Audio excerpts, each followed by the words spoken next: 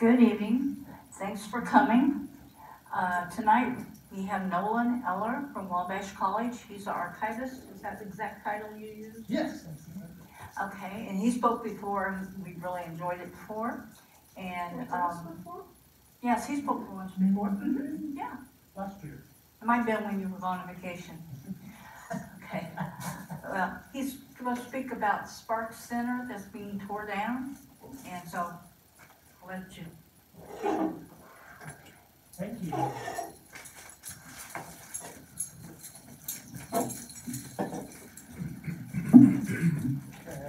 Thank you, everybody. Is the microphone catching me, Deli? Mm-hmm. Okay, Yes. perfect. Well, thank you so much for having me tonight. It's always a thrill to speak with the local Genealogy Society and get out in the community and kind of demonstrate some of Wabash College's history. As Deli mentioned, my name is Nolan Eller. I am the archivist at Wabash College, so I'm sure a lot of you know Beth Swift. So I am her predecessor, so I've got big shoes to fill, definitely. Today, I'm going to do a presentation that I did last summer for Wabash College's big reunion. It's Big Bash. It occurs the start of every June. It's the first Saturday of every June. And as you all may know, the Sparks Center, which is our campus center, is in the process of being torn down. It's still standing if you want to go and say hello to it. When that work's going to begin, we don't really know yet. But it is scheduled to come down and be replaced with a new community center with upgraded facilities that will better meet the needs of our students and the overall Crawfordsville community once it's completely finished. So tonight I thought we would just kind of take a look back at some of the history of Sparks. Has anybody been in Sparks before or have a relationship with Sparks? I know a lot of community events have occurred at Sparks, a lot of weddings, receptions. So it has a larger impact than just the Wabash community. It actually is part of the Crawfordsville community. So prior to Sparks, and really the Sparks, when I speak of Sparks, I'm also speaking of Morris and Walcott, which are the two dormitories that are directly behind Sparks. So prior to Sparks and Morris and Walcott, Wabash College had very little infrastructure in terms of housing and avenues to feed its students and student body. Early on in the college's history, students were housed in a wing of South Hall. As the campus grew, the college needed to house students elsewhere, which led to students living in Forest Hall, Kingery Hall, and Kane House. Fraternities would also play a role in housing many students, and those not in fraternities would live in boarding houses throughout Crawfordsville. These included rooms with faculty, staff members, Crawfordsville locals, and the YMCA. In the book of Precious Memories by William L. Starr, class of 1937, he described living conditions in Crawfordsville this way, or at Wabash this way. There were 370 students our freshman year, of whom around 230 lived in fraternity houses. 90 lived at home, and 50 in rooming houses near campus. The college provided one room on the top floor of the gym where Ernie Miller and Cy Gino, the class of 1935, lived. That was the extent of college housing. Since the college provided practically no room and board, the independents not living at home had to make their own arrangements. The registrar's office kept a list of available rooms for new students or for those wishing to make a change. Rooms rented for about $2.50 to $3.50 per week, while room and board was about $6 to $7 per week. Limited housing was also available for men in Forest Hall. So Forest Hall is the first building at Wabash College, and that was where a lot of our early boarders were roomed in addition to the gymnasium. The only times that the college provided mass student housing on campus prior to Sparks and Morris and Walcott was during times of war. So during World War I, the Student Army Training Corps had barracks on the site where now Pioneer Chapel currently is. And then their mess hall was in the auxiliary gym in the armory. So if you're familiar with Wabash's campus, the armory is attached to the Allen Center. And the mess hall would have been on the upper floor of that facility, which is now athletic offices and football offices. Following World War II, Mud Hollow, the current location of the soccer stadium, that was the location of Marion student housing and temporary Quonset huts. So you'll see here are a number of images of some of those facilities. So you have South Hall, which is where Baxter Hall currently sits. That's the building that burned down, which the city of Crawfordsville helped to rebuild. And so you'll see a squadron of the campus guards in front. This would have been prior to the Civil War. Forest Hall was there in the middle. Forest Hall's moved around a lot during Wabash's history. So it started out closer to Sugar Creek, a few streets north of the campus. That's the original location of the campus. And then it moved to actually where the current location of Sparks currently sits. That was where Forrest lived. And then it moved again to, if you're kind of looking at Baxter Hall, you'll see there's a little half building that's actually a garage structure. And Forrest Hall was on that site. And then it moved to its current location in 1965. Do you mean the entire building was moved? The entire building was moved. We've got images of the building being wheeled across the football field to its current location. And then when was it built originally? The Forest Hall is 1833. See, it was built really well. Yes, it was the first. It is the first building, the first structure. So that was where Caleb Mills ran in the class. Yes. Okay, in your reading, something that I have noticed, I've taken a recent class, third generation Oppenheimer student on atomic. He's currently now about ready to retire from Purdue. Anyway, what amazed me about the guy, and talking with other people, there's, during the First World War, Second World War, there were a number of guys that were in college for various reasons, and then all of a sudden the military goes ahead, grabs these guys, and you're going to stay in school, but when your time's up, we'll pay for the college. How are they coming up with their name? How are they finding these people? I can't tell you that one. I mean, I know that during World War II, so at Wabash, we had a B-12 program, which was a Navy training corps that was on campus. And that was really what helped keep us afloat during the war. So we have a lot of documentation, a lot of manuals, which speaks to that facility. I don't know about how those individual students and that were actually selected or polled after the war. That's going to be some further research. How the government found and identified those? Yes, I mean, Well, the because there's professors not probably were asked to give recommendations of outstanding students, and they probably went from that list. Because we lost a good portion of our teaching faculty during World War II, and our administration during World War II, and our student body during World War II. When did the draft start? What was that? World War II, the draft? Yes. People had to register for that, right? Yeah. So you'll also see, They were drafting. they were drafting before, yeah. Well, so they came up with names. Yes, so then you'll see, that's the World War I barracks, which is on the site of the current chapel. Kane House, which was actually built for President Kane, and then after he left office, it was transitioned. It's been a lot of things throughout Wabash's history. Where is that house located? That house is on Wabash Avenue. It's right next to the entrance to the college. It's right across the street from the Hayes Alumni Center, right when you're on Wabash Avenue. Right next to, yes. I'm sure Terry's spent a lot of time in Kane House. It used to be the Teak fraternity, right? Yes. It's been a lot of fraternities throughout its history, yes. And then the house on the corner there, that's Cannery Hall. So that is the site of the Wabash Center, which is kind of catty corner from the Fine Arts Building.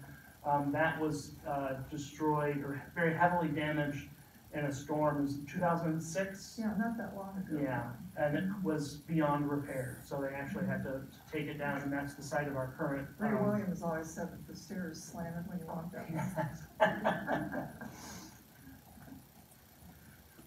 So the concept of a campus center or a student union was one that was on the mind of Wabash administrators throughout our history.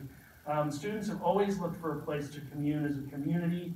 In the early days of the college, these spaces were predominantly areas of physical education. So the Armory, which would become our current gymnasium, there were a number of tennis courts that were scattered across campus, and more. In the late 1920s, Jan Frederick Larson was hired by the college to present his plans for the future of Wabash. Within these plans was the first mention of a student union. This new union would have been built around Yandy's Library, which is the current Detchen Library, or Detchen Hall. And it would have incorporated a union building and a library. With his plan, with a union building and a library in one, was basically just adding wings to the existing structure. This new union would have been, his plan was to include new dormitories throughout the campus, and the creation for the first time of a campus mall. Unfortunately though, the only buildings constructed from these plans were Pioneer Chapel and Goodrich Hall because of the hit of the Great Depression. This plan was put into place for our centennial, so for 1932. Larson was a favorite of President Hopkins, whose brother was the president of Dartmouth College. So if you want to see kind of what Wabash would have looked like, you can go up to Dartmouth, because Larson did a number of the buildings at Dartmouth College. In fact, we have some drawings. He even wanted to change the appearance of Center Hall. So the Center Hall is built in more of the Italianate style, and he wanted to make it more colonial and add a cupola at the top, and just kind of make it more of a cohesive look across campus. But this is the first kind of time, the first instance when we really have just the concept of what we would think of as our current campus and kind of a current college mall. Because if you're thinking about campus, everything behind Center Hall, then South Hall, Peck Hall, and Yandy's Library was just residential. And in fact, where the flagpole currently stands, that was the power plant. So it was just all kind of behind the seat, but it was behind the buildings. The college was built to face out towards Crawfordsville. And over time, we've kind of transitioned where now we are more facing into ourselves, apart from looking out within the greater community. You have a question? Yeah. On that map, could you please point out, say, the corner of Grant and Wabash to orient my thinking?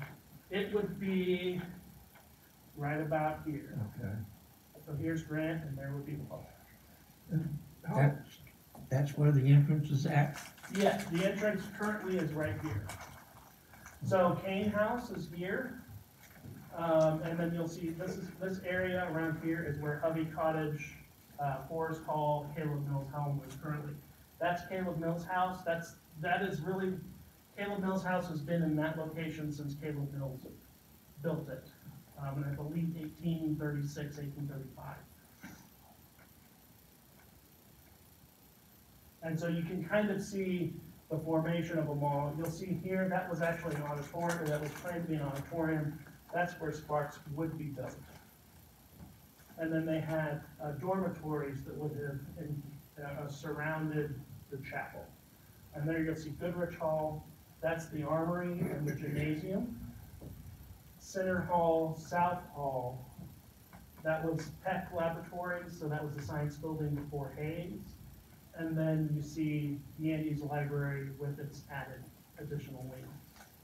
do you know when the concept of a quadrangle, a college I quad? do not, plan? that's not something that I've looked into yet. When was this plan, of that, This was, done in the late 1920s for our, Oh. 1830, or 1932.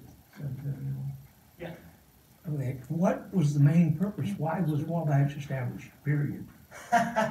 Wabash was established in 1832 by a grouping of 9 founders. Among them was, and just to name a few, Edmund Hovey, the Thompson brothers, who were local preachers. They were all associated with the Presbyterian Church. Primarily, the majority of them had come down from the northeast, the Dartmouth region. Williamson Dunn was also one of our founders. Thompson brothers, Maurice and William, the Archers? No. Okay. No, other Thompsons. And then, so they kind of came down. They were primarily founding educational institutions to spread the word of God through the West, because at that time we were the Western frontier. So Williamson Dunn had he provided land to found Indiana University. He also provided funds and land to found Hanover College outside of Madison, and then swept up, and Wabash College was the next one. Wabash was the site because we had the land office in this area. So there were a lot of people coming through. This was a growing region, a growing area, and it was the right place at the right time. It started out as a preparatory school, normal school, and really a high school. And we kept our preparatory school up until the 1930s. That's when the prep school went away. That was just to prepare students for college. It was about a 2-year program with the thought that you would take that course and then matriculate into the college itself. There's a little bit more in that history. There's a really good book, Wabash College in the First 100 Years, which really digs into the history of the college and its founding, and gives a little bit more granular detail, kind of about what Crawfordsville was like during that period, what this area was like during that period. And in addition, with the Wabash College archives, we do have the Hovey letters and the Hovey scrapbook, which Hovey was one of our founders, and he goes into a lot of detail. You'll hear kind of the allegory that the men met. They founded the college, and then they went out into the untouched wilderness, knelt in the snow, and said a prayer for the college, the foundation of the college. And that was kind of our Genesis story to start with.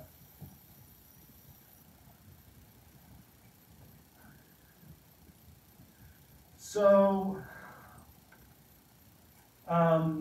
under the new administration of Frank Sparks, right before right in the middle of World War II, the start of World War II, there was a new building plan that was put into place, and the man that was chosen to steer that plan was the architect Eric Googler. Googler was a prominent architect, interior designer, sculptor, muralist through the 1930s and 1940s, who drew greatly from neoclassical design. And it didn't hurt that he was also the favorite architect of the president of the Board of Trustees, Lee McCandless, who was an attorney in New York. On Wabash's campus, Googler designed 7 buildings throughout his affiliation with the college, those being Wall Hall, which was the predated, it was built after Peck, and was the precursor to Hayes Hall. The Sparks Center, Morris and Walcott, Lilly Library, Baxter Hall, and the McCandless Physical Education Center, which was modified to become the Allen Center, which is our current gymnasium facility, or gym and weight room facilities. In addition to these buildings on campus, Googler was the architect for Georgia Hall in Warm Springs, the West Wing expansion of the White House in 1933. So every time you see the Oval Office, that is some of Googler's work, Googler's design. The Sicily, Rome, American Cemetery and Memorial, and the Theodore Roosevelt Memorial in New York. And his papers are held by the White House Historical Society. So I mentioned the Sparks Center, or the Sicily Rome American Cemetery and Memorial. You'll see some striking resemblance to Sparks Center. It is very similar in design. Really the main difference is it's an open atrium when you walk into that facility, where Sparks is kind of closed off. So the thought process is that this kind of, it's a relative of the Sparks Center as what was currently built on our campus. Another fun fact about Eric Googler's designs is that he liked to initial his work. So you will see in the Sparks Center, those are called keys, and anything that Googler did, he would do an interlocking G. So if you go into Baxter Hall and you look up on the ceiling, you'll see G's, the interlocking G's in the light fixtures. If you go into Lilly Library, you will see those interlocking G's. On the outside of Sparks Center, you see them when the building was originally built. The shrub topiaries in the front of the building were those interlocking G's. So interesting guy. The plans for the campus center and dormitories began roughly in 1945, with the initial concept drawings and layouts following in 1949. After the review from the administration, these plans would be eventually put to the students. Googler's overall concept of the future development of Wabash's campus, and this is from Byron Trippett, who served on the building committee. Googler's overall concept of the future development of Wabash's campus I found quite appealing. He had in mind the development of a plant into a closely knit, compact collection of buildings easily accessible to each other by foot and surrounded by a wooded, grassy expanse of campus, reminiscent of nature's unbroken loveliness in 1832. He visualized the college recovering the private property in Mills Place and finally having a campus bordered by Crawford on the west, Wabash Avenue on the north, Grant Avenue on the east, and Jennison on the south. He wanted to have Jennison closed and raised, and also raised the question of doing something with those damned railroad tracks. Googler likened the collection of campus buildings to a Greek village, with only pedestrian traffic permitted. So while not exactly what he wanted, it's relatively close to what he kind of envisioned in terms of the actual footprint of campus, not necessarily what is actually on the campus. These are his concept drawings. So you'll see that they are similar, but not exactly what was built. The biggest difference you'll see is that so the facing Crawford Street, that's Morris and Wolcott. They were actually meant to be connected to Sparks. Very similar in design to structures at the University of Virginia. And then you'll see the front. This area here was actually meant to be housing for the individual who's going to oversee the campus center. And I'm going to get to that a little later. The center, and then here are some more concept drawings, so you can kind of see a little bit more of the way that it was actually laid out, kind of his ideas of how it would fit into campus. So you'll see the chapel, you'll see Goodrich, and then there is Sparks, kind of, or what would become Sparks, kind of surrounded. And then the other image on the other side, you can clearly see where it was kind of set up to be a little bit like a cloister. And then in the middle here, you can kind of see how he had initially envisioned Sparks to be completely laid out.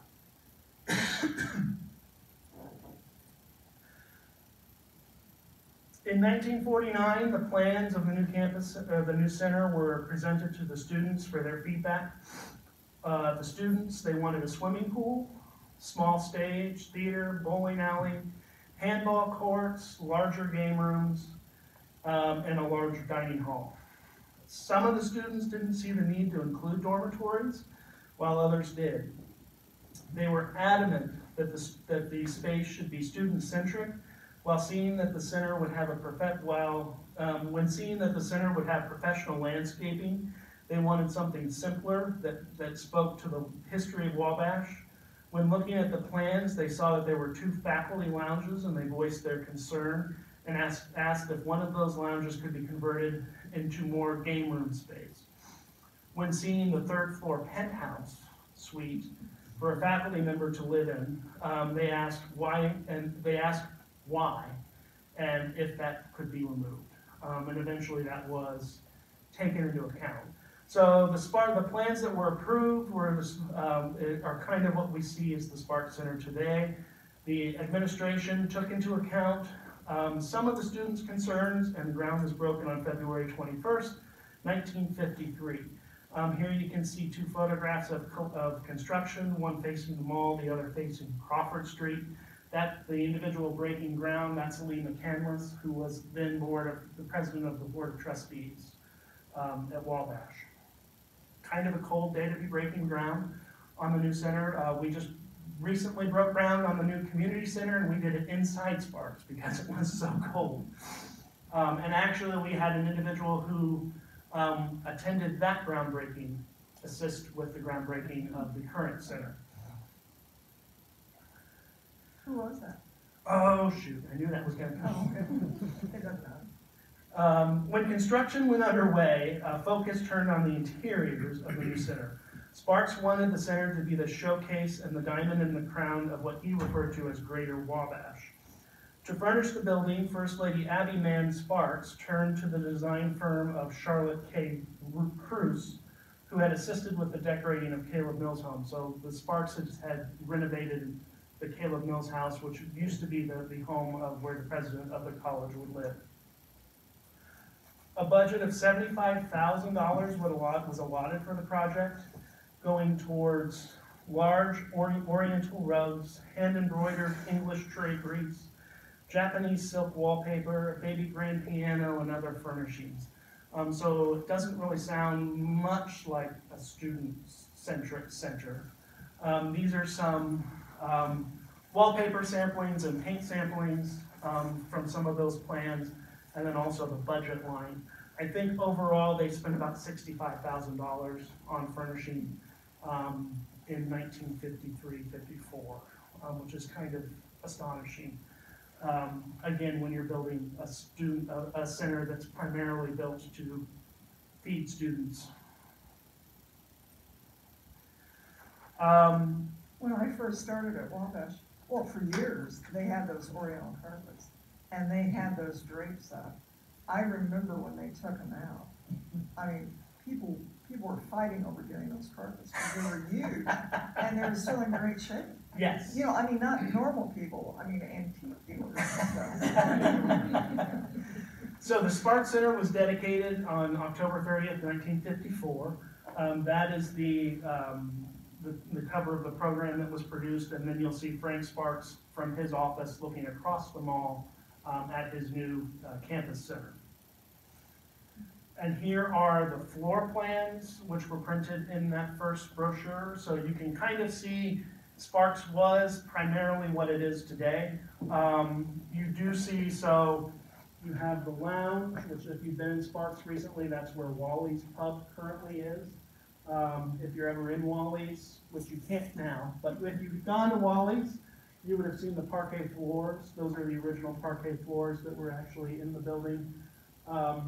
The dining hall, which that's the main open space with the big cypress beams that are running across the ceiling. The cypress was donated by a Board of Trustee member, Parrish Fuller, who owned some logging and timber companies in Louisiana. So those, and he hand-selected those beams for Sparks Center. They came primarily from Louisiana and Texas. The president's dining room is next door. Then you have the kitchens. The kitchens were said to be some of the finest kitchens in Indiana at that time. Take that for what you want. You'll see the basement. So We had a game room, which was primarily a pool hall, ping pong tables, card tables. There's a bowling alley, which that became the little giant room after it was converted. The bookstore, so this now all is the bookstore. The bookstore originally was just supposed to be this little section right here, kind of underneath the stairs, which that's actually where bookstore storage currently is. And then you'll see offices, restrooms. The alumni offices were down in the basement of Sparks. The mezzanine and the upper levels. You had the club room, which would become the student center room. And there were some other spaces, another small little club room, and then other restrooms up on the upper floor. What was gonna be the penthouse? The penthouse, that was gonna be, it's actually the small little half. So when you go up, if you're ever in Sparks, it's a poorly designed building, not accessible in any way. I don't think Googler ever really considered that. He was thinking more aesthetically. If you've ever been in Baxter Hall, you can understand that, why. Because a lot of the complaints with Baxter Hall, it's not built for accessibility, it's not built for being functional, because there are a bunch of up and down just to get to one little I was in the section. student center room a lot, Yes. yeah. So yeah, so it would have been up that little, it's kind of a creepy little hallway because it actually is going up over the main entrance of Sparks Center, of that portico.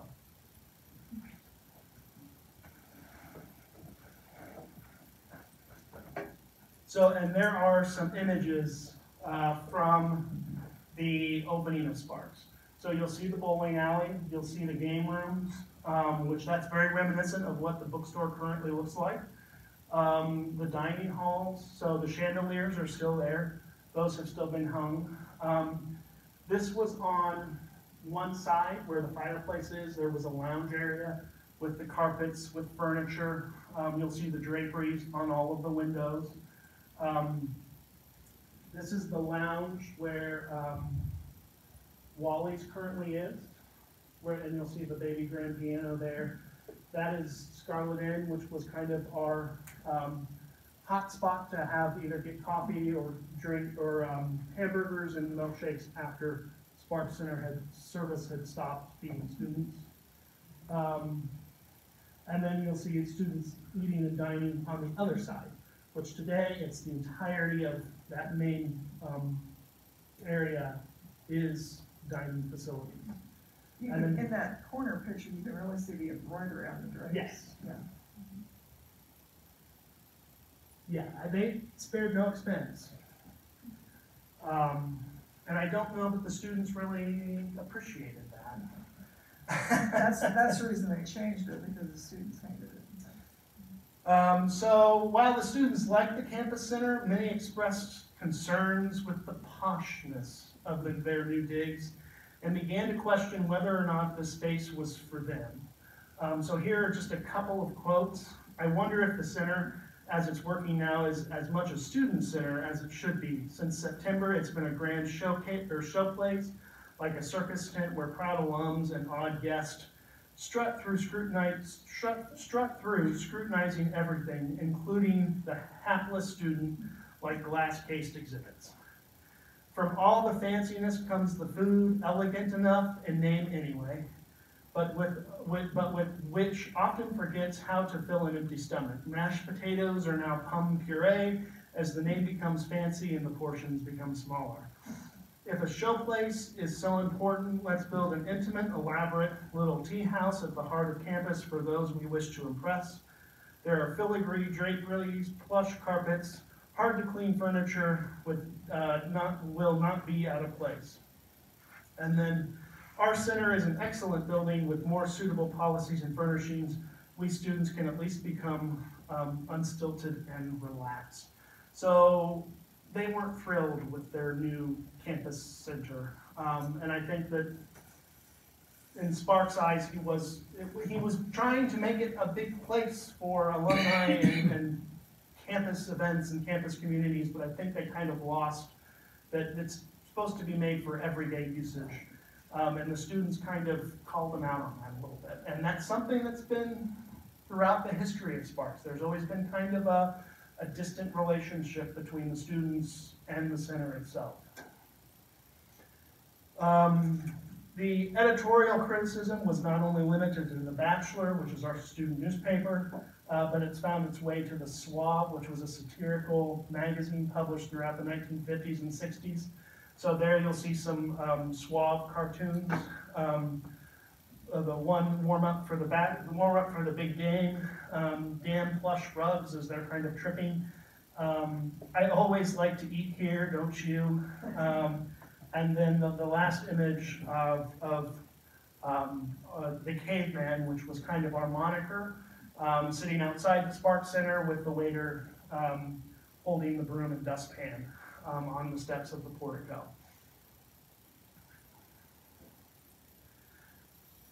Okay, so from the beginning, there was a statue that was supposed to be on the portico of the Sparks Center facing campus. And the students were not fans of it from the get-go.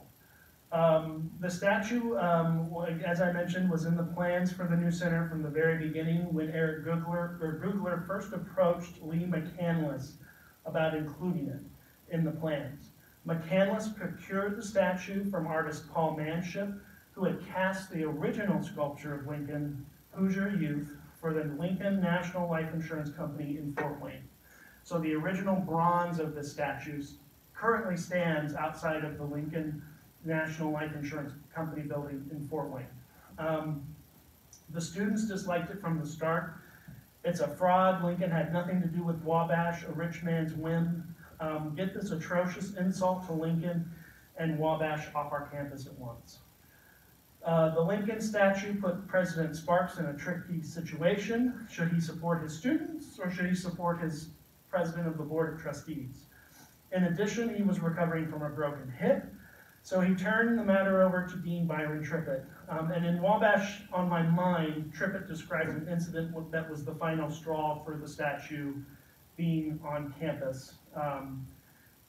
And if you'd like to hear more about what happened with that story, I can tell you when I'm not being recorded, because it's kind of an interesting story. The statue was defaced, and it was defaced right before a bunch of representatives from foreign countries were coming up with IU's President Herman B. Wells to tour campus and see what a small liberal arts college in America was supposed to be like. And Byron Trippett was not thrilled with that. After that incident, the statue would be relocated to Lincoln Memorial University in Harrogate, Tennessee, where it is to this day. And we were able to find it because of some research by Brent Kent, who was in the class of 2009. He did a lot of digging to actually find it. When it left Wabash, nobody knew where it went. It was just, one day it was there, one day it was gone. And so there you'll see some more editorial pieces from the Swab about the Lincoln picture, or the Lincoln statue. And you can actually see it in its place. It's hard to see, but if you can see it right there sitting under the portico as Frank Sparks is looking out over his new building.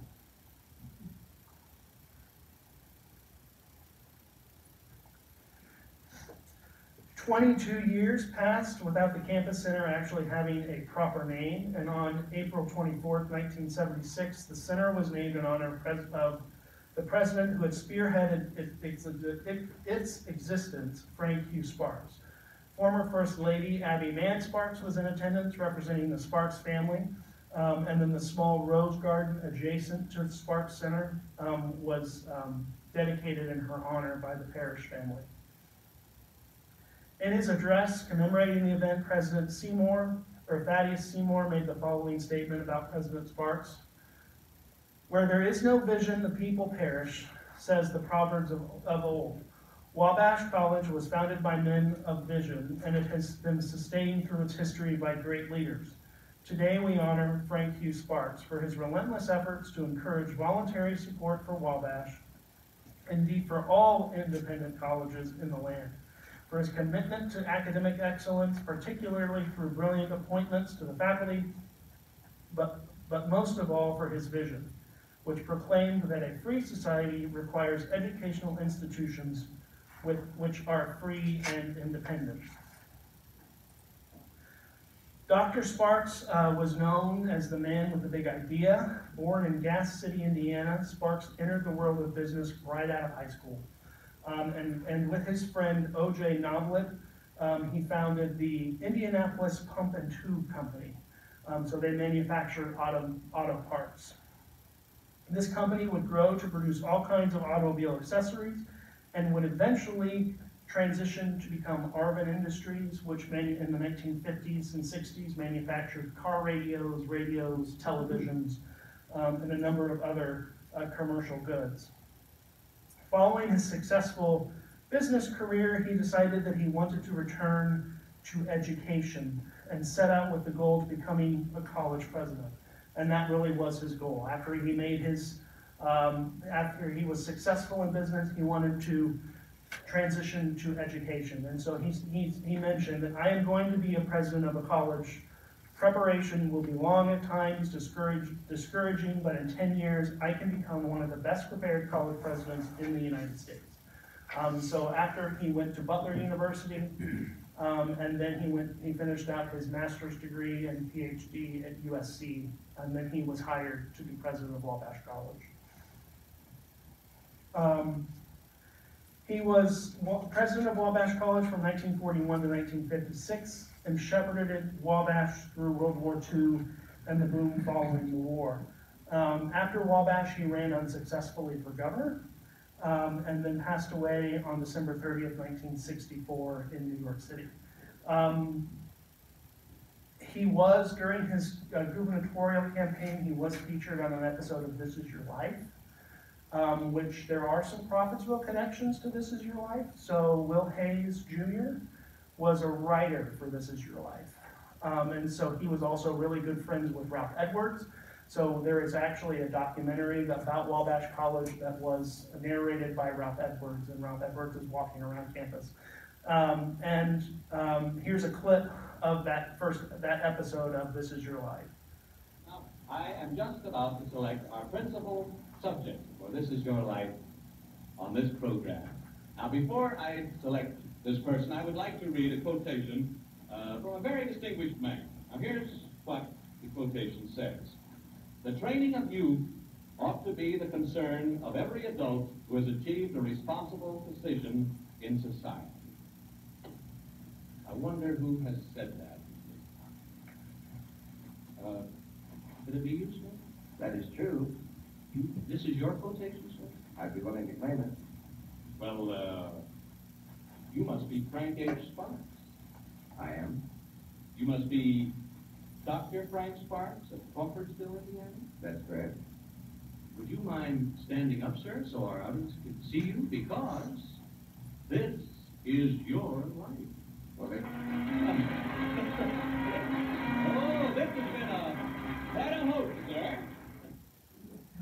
So there you go. And we do have that whole episode of This Is Your Life digitized, because after the airing of this episode, Wabash College was given a tape copy of the episode of This Is Your Life. It's actually kind of funny to watch, the different people who come into the scene, and it's interesting. Frank Sparks is really known for championing, I can't say it now, bringing people in, bringing business into small liberal arts colleges. So getting them to fund scholarships and provide funding for students, because he saw that they were going to be benefiting from the education that Wabash College and other small liberal arts colleges were going to be providing. He felt that they needed to have a stake in some of that education. Or some of, at least funding for that education. So he really kind of set the groundwork for more kind of modern, apart from Hopkins, Frank Sparks really laid the groundwork to kind of move forward through the history. They received Right after his tenure, they received one of their largest grants from the Ford Foundation. And then that kind of continues on to this day with some of our funding and revenue streams for small independent colleges, because we do not receive a lot of funding from the federal government.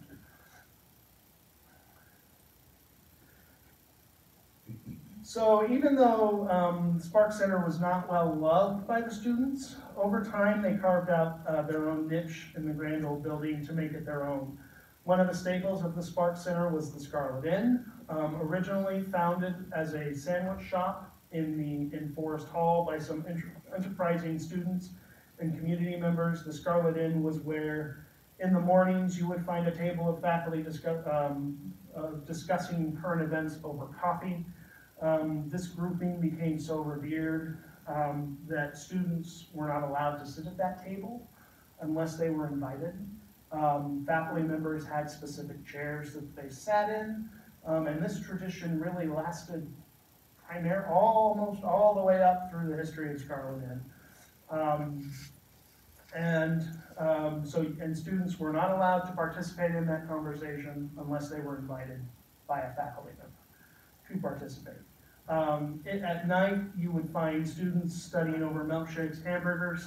When I was a student, we would go there after student senate meetings and just have quesadilla, French fries, and just talk. So it was really a special place for both the students and the faculty. And a lot of people have a lot of good memories of the Scarlet Inn. And it was really kind of one of the first spots that provided food for our campus. The bookstore. So the bookstore, as I mentioned, would replace the pool hall and allowed students to purchase their Wabash gear and their books on campus. So not having to go, I know that Steps provided some of that downtown. That could be both beneficial for the college itself. It could also, it kept the students on campus, not necessarily going out to the community to purchase their materials and their items. But the bookstore has become a long-standing tradition at Wabash, and it has been incorporated into the new campus center when that new campus center is built. So over time, Spark Center would begin to evolve. Gone was the bowling alley, replaced by the Little Giant Room, then used for more casual gatherings to listen to music and commune with friends. Gone was the game room, converted to the bookstore. The student and Forbes Lounge most recently has been changed to Wally's Pub. And as we look to the future of a new campus center, which will be better meet the needs of our college and our students and our greater community,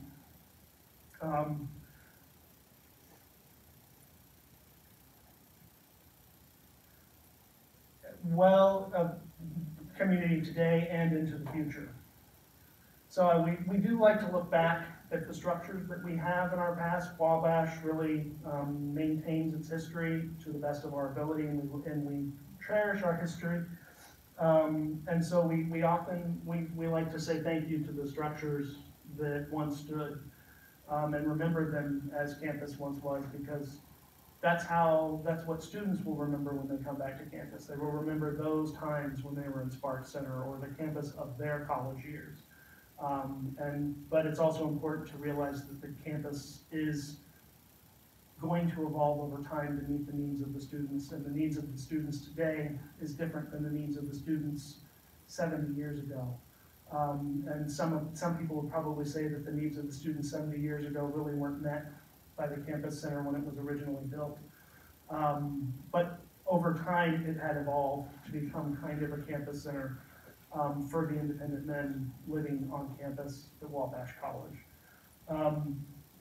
I am going to show, if I can get my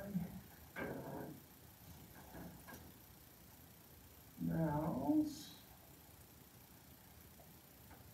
So for those who haven't seen the most recent renditions of the campus center, this is what will be built in Sparks Place. It's primarily going to take the same footprint of the current building, but it's going to be pulled closer up to the mall. So Sparks Center currently is set back, and it's going to be pulled forward.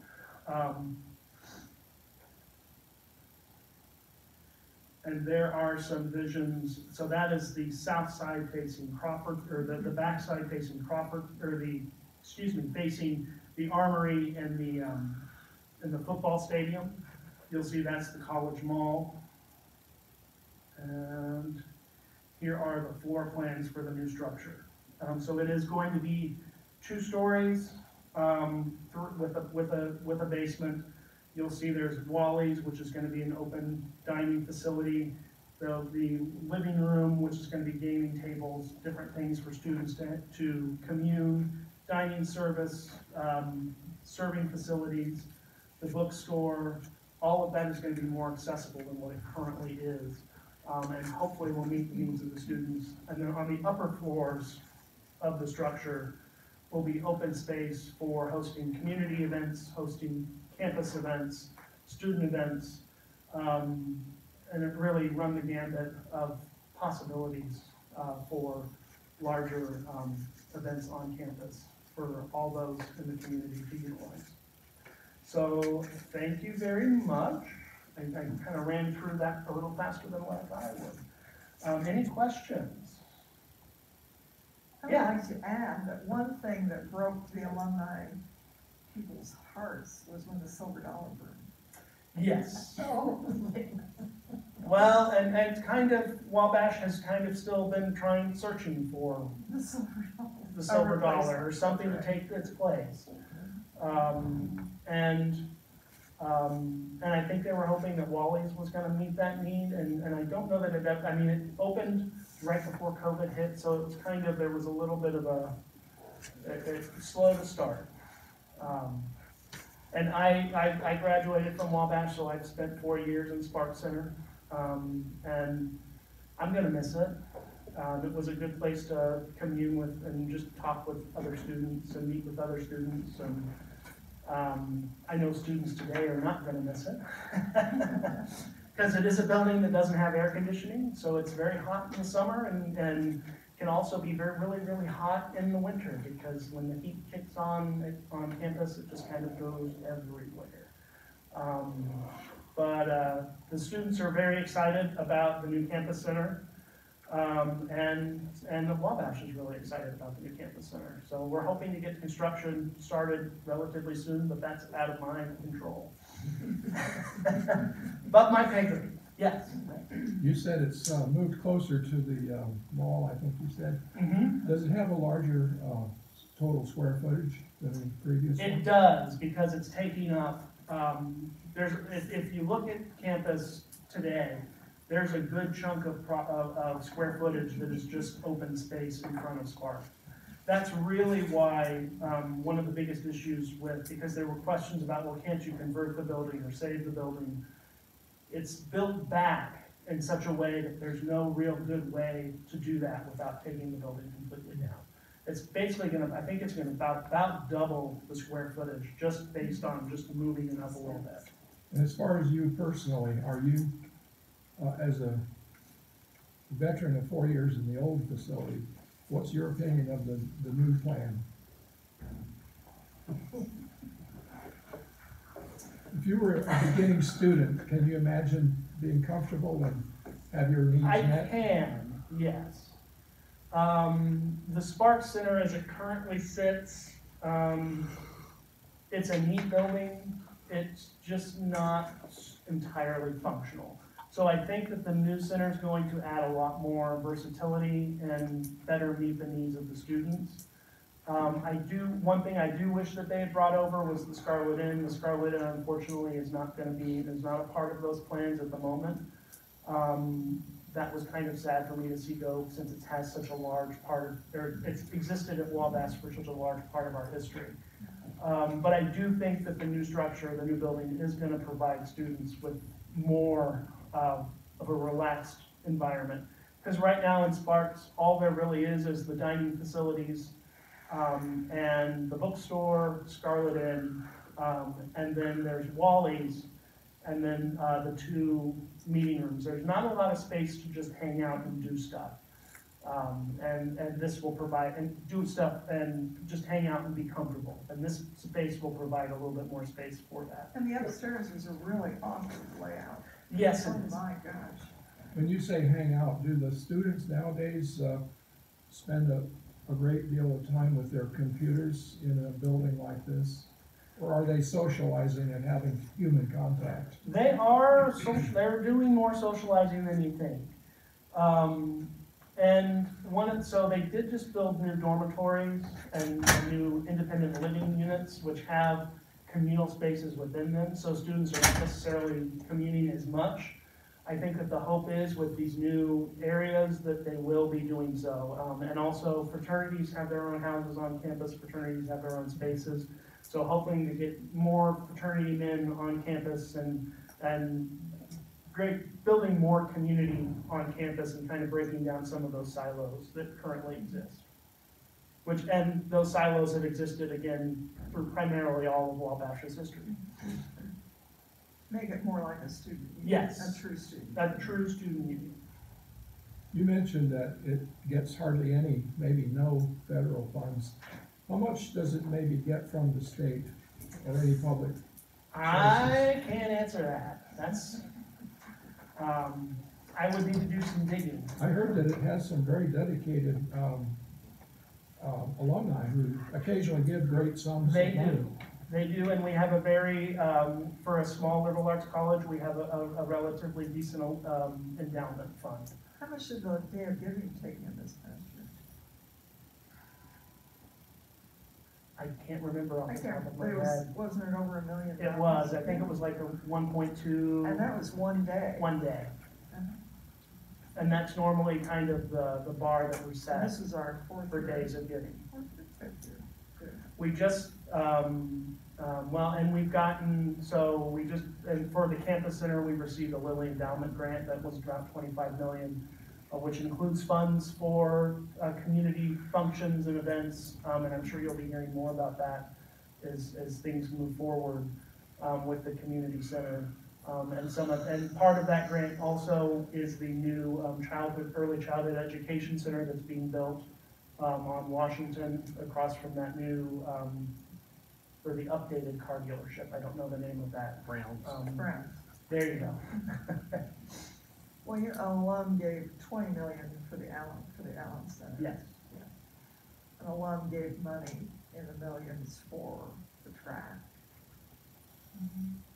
Yeah, they have some pretty generous They do. ones. Eli Lilly was a trustee when I first went to Yes. Lawrence. Yeah. And, He would come in his limousine to board meetings. yes. And so we're trying to maintain those connections as best we can.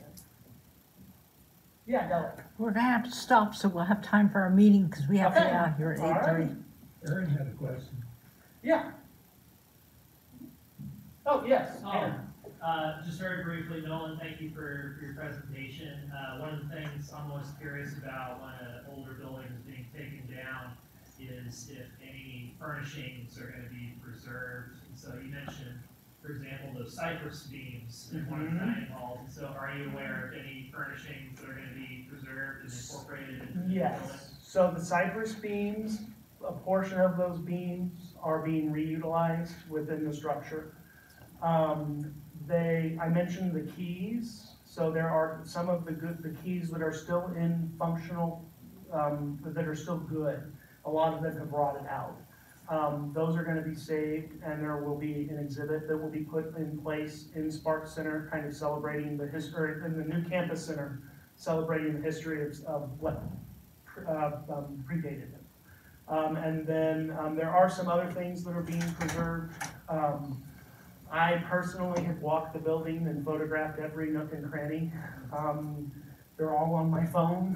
I'm about ready to get them all off my phone because they're taking up a lot of room. But yes, we are, and we work, and they are working with Indiana Landmarks as well to make sure that everything is in order for what needs to be preserved. That's great. And if you go to the